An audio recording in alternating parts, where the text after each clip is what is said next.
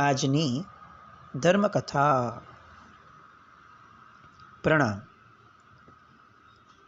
ધર્મકથા હવે ફક્ત ને ફક્ત યુદ્ધ કથા બને એવી પરિસ્થિતિઓ તરફ હેમરાજ શેઠ હેમુ આગળ વધી રહ્યા છે.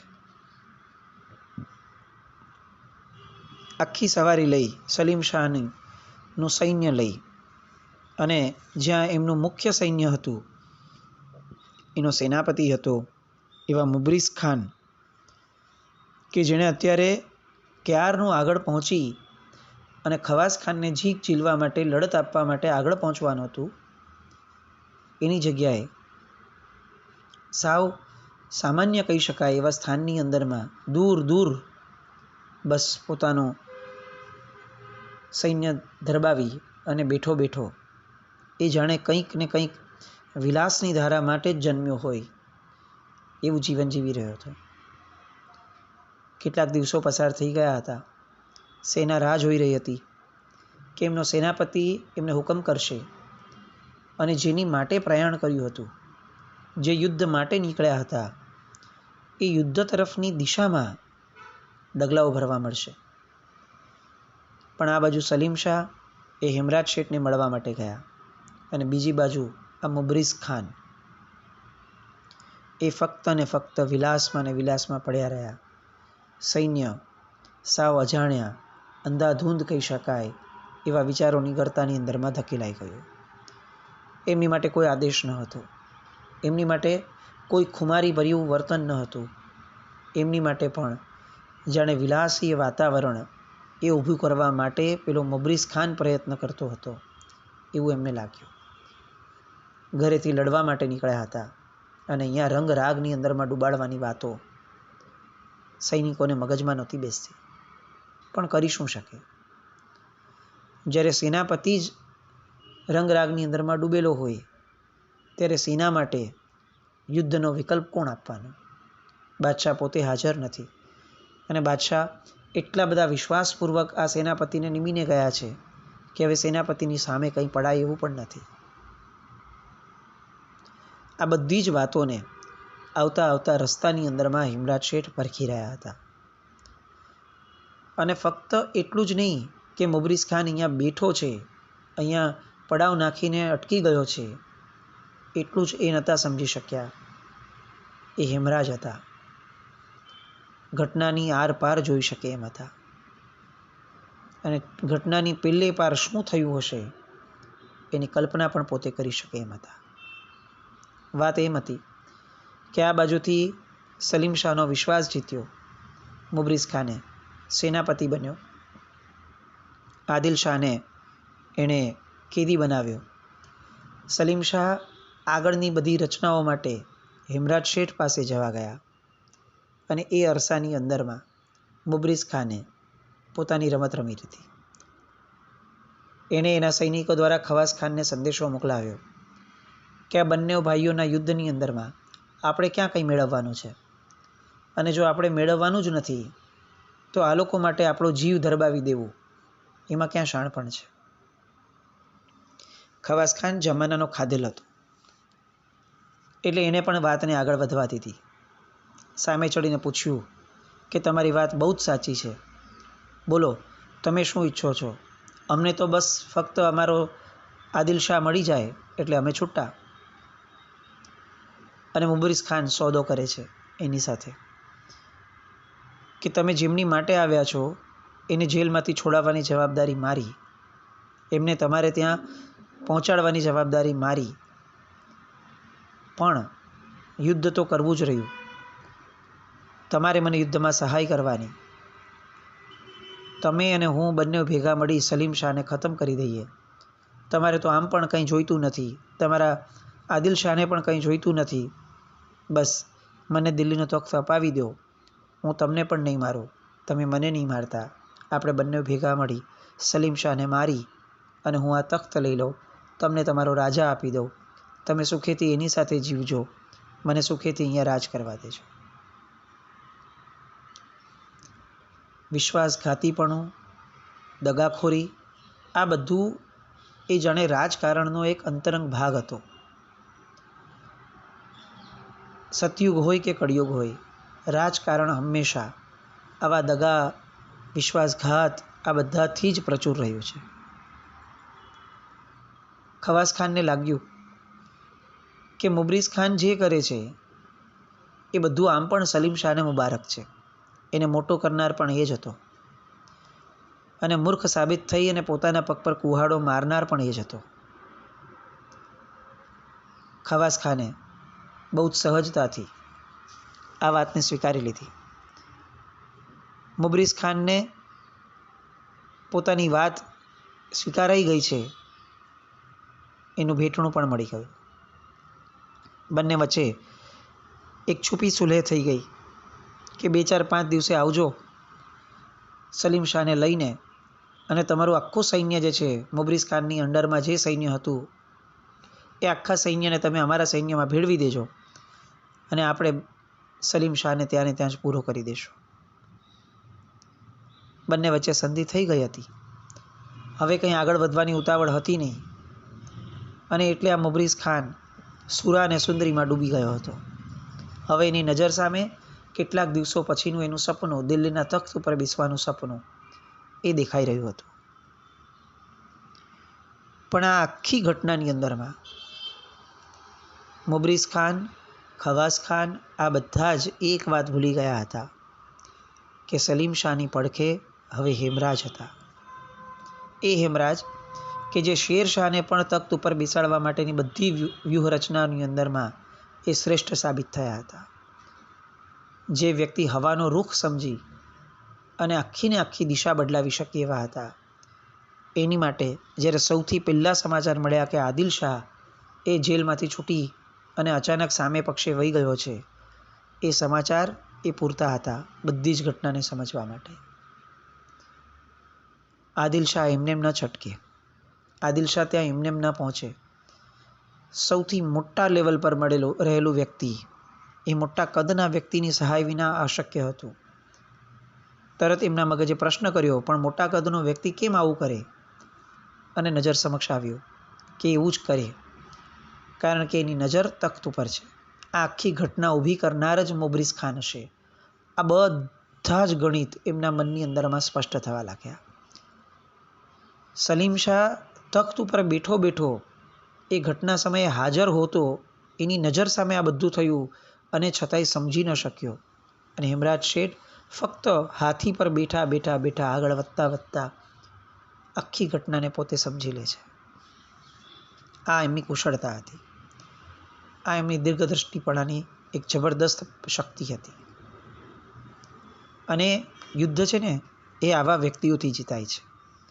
જેમના બાહુબળમાં પ્રચંડ શક્તિ હોય એવા જ વ્યક્તિઓ જીતાડે છે એવું નથી. જેમના બાહુબળને દિશા આપનાર બુદ્ધિબળ હોય એવા વ્યક્તિઓ એ નેતૃત્વ આપી શકે છે. હેમરાજ શેઠ એ આવું નેતૃત્વ હતું. પરિસ્થિતિ સમજી ગયા અને આ પરિસ્થિતિનો ઉત્તર કેમ આપવો એ પણ મનની અંદરમાં એમણે તૈયાર કરી દીધું. મુબરીઝ ખાન હતો ત્યાં સૈન્ય પહોંચી ગયું. સલીમ શાહને તો કંઈ ખ્યાલ જ નથી કે શું થવાનું છે. બસ એને એટલું જ ખબર છે કે મારી સાથે હવે હેમરાજ શેઠ છે. હવે મારે કોઈ ચિંતા કરવાની મારી જરૂર બચી નથી. હેમરાજ શેઠ આવ્યા, હાથી પરથી નીચે ઉતર્યા, ક્યાંય કોઈ પણ અવાજ થવા દેવા વિના સીધા સડસડાટ એકલા મુબરીઝ ખાન જ્યાં હતો એ તંબુમાં ગયા. મુબરીઝ ખાન એ તો કેટલીક અફઘાન યુવતીઓની સાથે એના રંગના નશામાં ડૂબેલો હતો. સામે દારૂ પડ્યો હતો. પોતે દારૂના નશામાં ચકચૂર હતો. અચાનકથી જાણે ધાડ પડી હોય એવી રીતે એમનો હાથ એક વ્યક્તિ પકડે છે. અને હાથની પકડ એટલી પ્રબળ હતી કે જાણે કોઈએ બેડી પહેરાવી દીધી હોય એવું એને ભાસ્યું, પણ નશામાં હતો. અને એટલે મુબરીઝ ખાન એને કહે છે હાથ પકડનારને કે તું કોણ છે? તું જે પણ હોય, તારી જુર્રત કેવી રીતે થઈ? તને ખબર છે તું કોની સામે પડ્યો છે? તે કોનો હાથ પકડ્યો છે? આવતીકાલે દિલ્હીના તખ્ત ઉપર જે શહેનશાહ બનીને બેસવાનો છે એવા મુબરીઝ ખાનનો તે હાથ પકડ્યો છે. અને આ એક નશામાં બોલાયેલી વાતથી હેમરાજ શેઠને બધું જ પોતાના મનમાં વિચારેલું સત્ય હતું એની પ્રતીતિ થઈ. હાથ પકડ્યા, બહાર લાવ્યા. બહાર લાવી અને એને સલીમ શાહની સાથે મળાવ્યો. પેલો તો હજી નશામાં હતો, સમજી નહોતો શકતો. અને યોદ્ધાઓ આજુબાજુના એ આ હિમરાજ શેઠને જોઈને જે ખુશ થયા, પણ સાથે સાથે કહેવા લાગ્યા કે આને જીવતો ન છોડતા. આ મુબરીઝ ખાને જે કર્યું છે એ માફીને લાયક નથી જ. અને બધા જ એને મારી અને કાપી નાખવા માટે આગળ વધતા હતા. અને ત્યાં હિમરાજ શેઠે કીધું કે ઊભા રહો. આપણે આખું ને આખું યુદ્ધ જેના આધારે જીતવાનું છે એ માણસને કઈ રીતે મારી નખાય? લોકોને લાગ્યું કે જે માણસ તંબુ નાખીને અહીંયા બેઠો છે, જેણે યુદ્ધ કરવા નથી દીધું, યોદ્ધાઓને નીરસ અને પોરસ વિનાના કર્યા છે, એ કેવી રીતે યુદ્ધ જીતાડશે? પણ આખી ને આખી યોજના એ હેમરાજ શેઠના મગજમાં સ્થિર હતી. આખા સેનાની આગળમાં એક હાથી ઉપર આ મુબરીઝ ખાનને બેસાડી દીધો. હાથી આગળ ચાલતો હતો અને એ મુબરીઝ ખાનને જણાવી દેવામાં આવ્યું હતું કે તારી બાજુમાં જે હાથી ચાલી રહ્યો છે એ હાથી પર મારો દીકરો યુગરાજ બેઠો છે. એ યુગરાજના હાથમાં બંદૂક છે અને જે ક્ષણે પણ એવું લાગ્યું કે તે કંઈ પણ આગળ પાછળ કરવાનો પ્રયત્ન પણ કર્યો છે, એ કાચી ક્ષણે એ બંદૂકની ગોળીઓ તારા શરીરમાં ધરબાઈ જશે. પેલો નશાની હાલતમાં રહેલો મુબરીઝ ખાન હજી પણ સમજી નથી શકતો કે એની પાસે શું કરાવવામાં આવે છે. પોતે માફી તો માંગે તોય શું માંગે?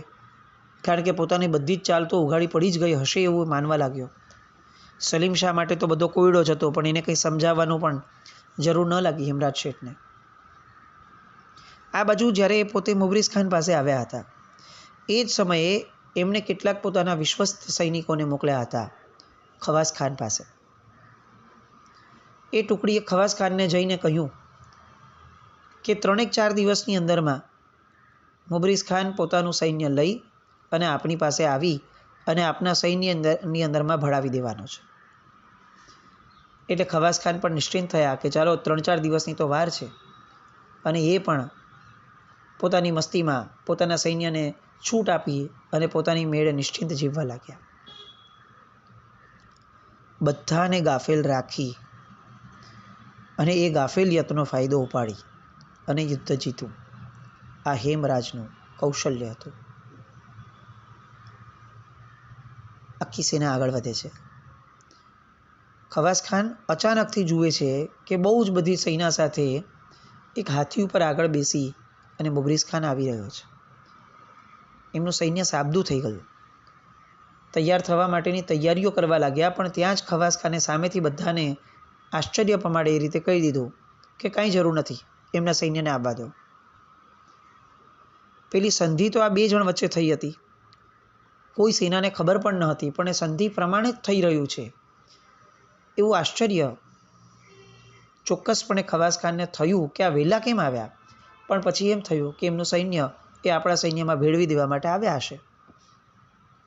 સૈન્યને એમણે આદેશ કર્યો કે મુબરીઝ ખાન જે કરે છે એને કરવા દો, તમે શાંતિથી નિરાતે સૂઈ જાઓ. અને બધા પોતપોતાના તંબુમાં શાંતિથી પાછા ફરે છે. હિમરાજ શેઠ હજી પણ ક્યાંય પોતે પિક્ચરમાં આવ્યા નથી. સલીમ શાહ અને હિમરાજ શેઠ બંનેઓ જ્યારે ખવાસ ખાનની નજીક આવવાનો સમય થયો ત્યારે પોતે સરકી જાય છે. સૈન્યને આદેશ અપાઈ ગયા છે છુપામાં કે એમણે શું કરવાનું છે, ક્યાં સુધી એકદમ શાંત રહેવાનું છે, કંઈ જ કરવાનું નથી હિલચાલ, અને કઈ ક્ષણે એકદમથી તૂટી પડવાનું છે. વ્યૂહરચનાઓ પરફેક્ટલી સેટ હતી. આ બાજુ મુબરીઝ ખાન કંઈ બોલે એ શક્યતા ન હતી, કારણ કે એની બાજુમાં જ યુગરાજનો હાથી ચાલતો હતો. ખવાસ ખાન પણ નિશ્ચિંત હતો. સંધિ પ્રમાણે બધું થઈ રહ્યું છે. મુબરીઝ ખાનનો હાથી જેવો ખવાસ ખાનની નજીક આવ્યો એવું તરત જ અચાનકથી રણશીંગું વાગી ગયું. એ રણશીંગું એટલા માટે વાગ્યું કારણ કે અત્યાર સુધીમાં સેનાને જે આદેશ અપાયા હતા એ રીતે ખવાસ ખાનની સેનાના દરેક તંબુની પાસે હેમરાજ શેઠના સૈનિકો આજુબાજુમાં ઘીરો નાખીને ઊભા રહી ગયા હતા. ખવાસ ખાનની સેનાને તો નિર્દેશ મળી ગયો હતો કે આપણે કંઈ કરવાનું જ નથી, શાંતિથી સુખેથી પડ્યા રહો, એટલે એણે તો કોઈ તૈયારી કરી નહીં. પણ હેમરાજ શેઠની સેના જેવી ગોઠવાઈ ગઈ, દરેકે દરેક સૈનિકની આજુબાજુમાં પોતે ગોઠવાઈ ગઈ હતી અને સજ્જ થઈને તૈયાર ઊભી હતી, એટલે તરત જ રણશીંગો વાગ્યું. હજી તો ખવાસ ખાનને કંઈ સમજાય, એમના સૈન્ય સુધી કંઈક સંદેશો પહોંચાડાય એ પહેલાં તો કત્લેઆમ શરૂ થઈ ગઈ. રણશિંગાની સામે બીજું રણશીંગું વાગે એ પહેલાં, કોઈ ભેરી વાગે એ પહેલાં જ હેમરાજ શેઠ અને સલીમ શાહ, જે પોતે અલગ થઈ ગયા હતા, સાઈડ પર બાજુ પર ખસી ગયા હતા, એમણે અચાનક યુદ્ધના મેદાનમાં ઝંપલાવ્યો. અંધાધૂંધ રીતે સલીમ શાહનું સૈન્ય એ આ ખવાસ ખાનના સૈન્ય પર તૂટી પડ્યું. પણ એ લોકો પણ કંઈ સીધી હાર માની લે એમ ન હતા અને ત્યાં ફરી એક નવી ચાલ હેમરાજ શેઠે રમી. અચાનક એક સૈનિક પાસે જોરથી બોલાવડાવ્યો, આદિલ શાહ ભાગી ચૂક્યા છે, આદિલ શાહ ભાગી ચૂક્યા છે. અને બધાના મનની અંદરમાં પોતાના નાયક, પોતાના રાજાને જ યુદ્ધના મેદાનને છોડીને ભાગી જવાના વિચારથી એક બહુ જ મોટી હાર હૃદયમાં જ અનુભવી દરેક જણાએ. ભાગવા માટેની બધી જ જાણે અનુકૂળતાઓ હતી અને સૈન્ય ભાગી છૂટ્યું. એક તો અચાનકથી અણધાર્યો થયેલો હુમલો, એમાં પણ પોતાનો જે નાયક છે એની ભાગી જવાની વાતો. સેનાપતિ છે ખવાસ ખાન, એમણે હજી તો પોતાને શાંતિથી બધાને બેસવા કહ્યું હતું, એટલે એના ઉપર પણ જન્મેલો એક અવિશ્વાસનો ભાવ અને આ બધું જ જ્યારે મનમાં રમ્યું હોય એવામાં અચાનક થયેલો હુમલો. સૈન્ય પડી ભાંગ્યો. આ બાજુ આદિલ શાહ, જે હજી પોતે તંબુમાં ઊભો છે, એ જોર જોરથી બોલી રહ્યો છે કે હું નથી ભાગી ગયો ભાઈ, હજી હું અહીંયા જ છું, હજી હું અહીંયા જ છું, હું નથી ભાગી ગયો, આવું બોલી રહ્યો છે. પણ એને સાંભળવા કોઈ જ નવરું નથી. આ બધી ચાલબાજીઓ એ યુદ્ધનો એક ભાગ. અને સામાના શુરાતનને જ મૂળમાંથી હણી નાખવું, એવો નિરુત્સાહી બનાવી દેવો, એ કળા હેમરાજ શેઠની અંદરમાં પ્રચુર પ્રમાણમાં ભરાયેલી હતી. યુદ્ધ જેવું તો કંઈ થયું નહીં, કારણ કે હવે તો ફક્ત આ લોકોએ હણાવવાનું હતું ને પછી ભાગી જવાનું હતું. ખવાસ ખાન હજી કંઈક વિચારે કે તોપ ગોળા વગેરે સળગાવો, તોપો ચાલુ કરો, ત્યાં એટલી વારમાં તો તોપ ગોળાની આજુબાજુમાં રહેલા તમામ એમના સૈનિકો એ રહેસાઈ ગયા અને સલીમ શાહના સૈનિકોએ ત્યાં કબજો જમાવી લીધો. અને હવે ખવાસ ખાનને લાગ્યું કે આમાં આપણી કંઈ દાળ ગળે એમ નથી. હવે કોઈ પણ પ્રકારે આમાંથી જીવંત બચી નીકળવું એના સિવાય બીજો કોઈ રસ્તો નથી. અને એટલે એક સમયનો શેરશાહનો અત્યંત વિશ્વસ્ત અને આવા યુદ્ધોની અંદરમાં છાતી દેખાડી અને સામે ચાડી અને સામા સૈન્ય માટે કાળ બનીને જે વ્યાપતો હતો, એવો એ ખવાસ ખાન એ આજે હેમરાજ શેઠની આ બુદ્ધિમત્તા, ચાતુર્યભર્યા વ્યૂહરચના, એ બધાની સામે થાક્યો, હાર્યો અને અંતે ભાગ્યો. મેદાન છોડી આદિલ શાહ ભાગ્યો, મેદાન છોડી ખવાસ ખાન ભાગ્યો. સલીમ શાહ તો ફક્ત જોવા માટે દ્રષ્ટા જ બનીને બેઠો છે કે આ બધું અચાનક કેવી રીતે થયું. હજી તો મને એવું કહેવામાં આવ્યું હતું કે આપણે હજી 1-2 દિવસ રોકાઈને પછી એની પર હુમલો કરવાનો છે. એની જગ્યાએ આ તો અચાનક આખું ને આખું યુદ્ધ જ સમાપ્ત થઈ ગયું. પેલો મુબરીઝ ખાન એ સમજી રહ્યો હતો કે એને હાથો બનાવડાવી અને એને આગળ ધરી અને ખવાસ ખાનને ભ્રમમાં મૂકવા સિવાય આ બીજું કંઈ જ ન હતું. એક પાસા પોબારા થયા. એક અત્યંત કુનેહભરી, ચાલબાજીભરી આ વ્યૂહરચના સફળ થઈ અને એક યુદ્ધ લડાતા પહેલાં જ કોઈ પણ પ્રકારના પ્રતિકાર વિના જ પૂરું થયું. સામું સૈન્ય ભાગી છૂટ્યું અને સલીમ શાહ એ હવે મુબરીઝ ખાનને લઈ અને તખ્ત ઉપર પાછો ફરે. એની સાથે સાથે હેમરાજ શેઠનો જયકારો, સેનાપતિ હેમરાજ તરીકે આખા ને આખા અફઘાન સૈન્યની અંદરમાં આ વ્યક્તિ એ એમને ભગવાન તરીકે લાગવા લાગ્યો. એમને એવું લાગ્યું કે આવું મગજ તો આપણે ક્યાંય વિચાર્યું પણ ન હતું કે કોઈનામાં હોઈ શકશે. અને એમના વખાણ કરતાં કરતાં કરતાં દિલ્હી સુધી બધા પાછા ફર્યા. હવે બધા રાહ જોતા હતા કે આ મુબ્રિઝ ખાનને કઈ ક્ષણે ખતમ કરી દેવામાં આવશે. સલીમ શાહને સોંપી દેવામાં આવ્યો મુબ્રિઝ ખાન. અને આ બાજુ હેમરાજ શેઠને એવું લાગ્યું કે હું તો જે કાર્ય માટે નીકળ્યો હતો એ કાર્ય પૂર્ણપણે પૂરું થયું છે. એટલે હવે પોતે બીજો એક નિર્ણય લે છે. એ નિર્ણય અને મુબ્રિઝ ખાનનું હવે શું થાય છે, પેલા સલીમ શાહનું હવે શું થાય છે, એ જોવા માટે આવતીકાલે ફરીથી મળીએ. જીનાગના વિરુદ્ધ કંઈ પણ બોલાવ્યું તો મિચ્છામિ દુક્કડમ.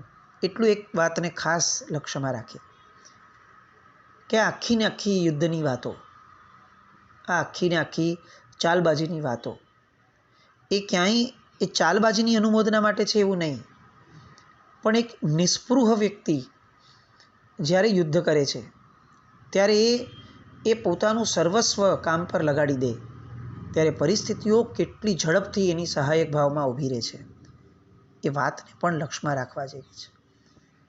જ્યારે આપણે નિસ્પૃહ છીએ, આપણે ઈચ્છા વિનાના છીએ, ત્યારે કુદરત એ કેટલી આપણી પર મહેરબાન થાય છે, એ વાતને આપણે સ્વીકારીએ, એ ગુણ આમાંથી લઈએ અને આવા અનેક ગુણો માટે ફરીથી આવતીકાલે મળીએ. જીનાગના વિરુદ્ધ કંઈ પણ બોલાય તો મિચ્છામિ દુક્કડમ. જૈનમ જયતિ શાસન.